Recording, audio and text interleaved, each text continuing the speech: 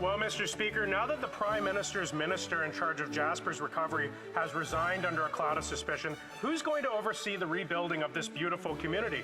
Will it be the radical Environment Minister who ignored warnings for years from forestry experts that the dead forest around Jasper was a powder keg waiting to blow? Will the Prime Minister assure Canadians that he won't put the radical minister who failed the community by allowing it to burn in the first place in charge of Jasper and towns like it again?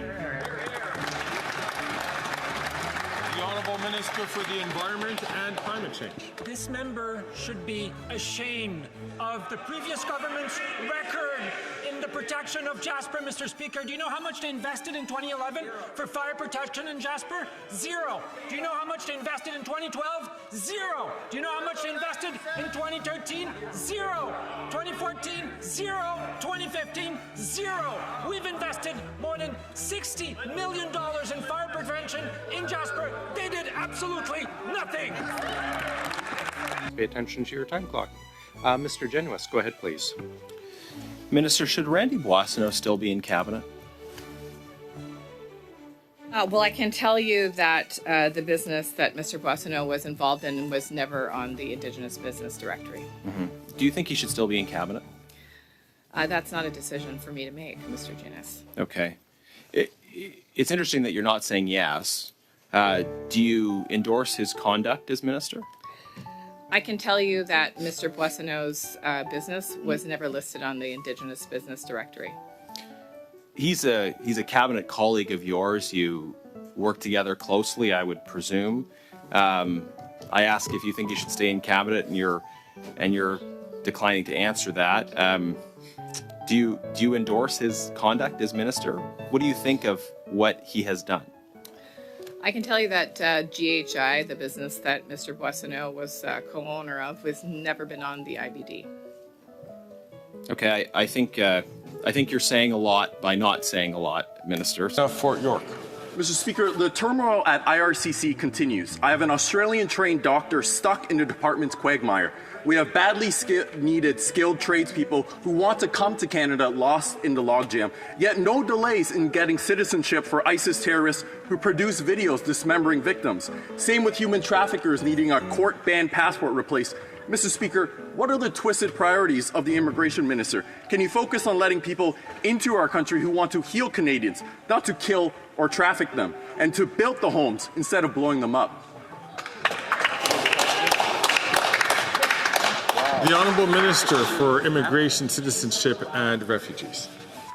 Mr. Speaker, I don't know why we give this guy the time of day.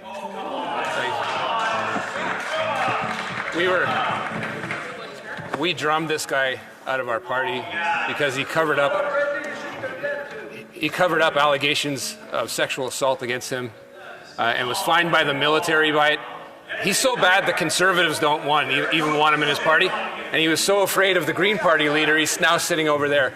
He knows precisely the answer to those questions. His office has never brought a single case to me. They're lazy, they don't get anything done, and he just does this for his social media, Mr. Speaker. Canada's legal frameworks must require verification of the age and consent of all individuals depicted in sexually explicit content created or hosted for a commercial purpose. This framework must also include AI-generated content. The current version of Bill... Point of order, Madam Chair. Yes. Just the member opposite there is heckling and sort of mimicking everything that my colleague is saying, and it's hard to hear. I can't concentrate, and it's unnecessary. He doesn't have the floor. Or on the same point of order. Okay. Yes, MP Biddle. Definitely not heckling. I'm just reading along, just word for word what I'm just reading along. So I wasn't heckling, just to point out. Maybe he forgot it's very he's bizarre. not on Zoom. On that point of order, it's very bizarre to heckle me that I don't have the floor. I know he thinks he's very important and special, and everyone needs to hear what he has to say on a wide range of topics. It's actually not that important or special. You should respect the process and allow people to speak when they have the floor. Appreciate all of you.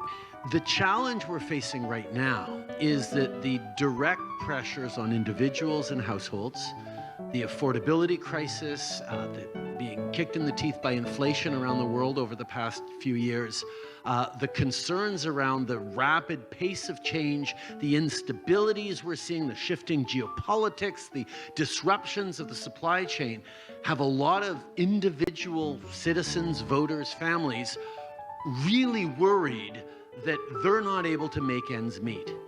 And it's really, really easy when you're in a short-term survive, I got to be able to pay the rent this month, I got to be able to buy groceries for my kids, to say, okay, let's put climate change as a slightly lower priority. And that's something that's instinctive. When the storm comes, you want to hunker down and just sort of huddle up and wait for it to blow over. We can't do that around climate change. And unfortunately, we have an awful lot of political amplification of the kind of narrative that is directly opposed to that. When it comes to putting dollars in pockets for people, they don't want to hear about, oh, if they just, pay a little more for an electric car, then that'll be protecting the environment. They can't pay a little more for an electric car right now. There's a sense that affordability is in direct contrast with our moral responsibility to protect the planet.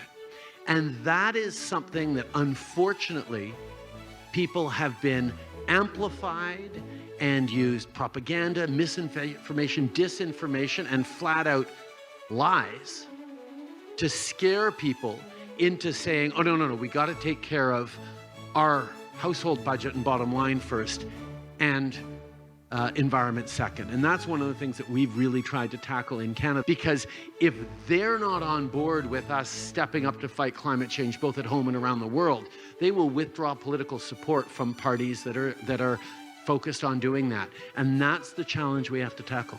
And what we've had to do in Canada, and what we've successfully done, is change that dynamic so our fight against climate change goes hand in hand with affordability. But that's where, as I was talking about earlier, we're facing a level of attacks, of misinformation, of disinformation by people who are saying, no, we have to stop the fight against climate change in Canada so we can put a little more money in your pockets, even though that's exactly the wrong thing for the planet. And it's actually the wrong thing for money in their pockets. And that's a lot of what the next year's election is going to be about in Canada.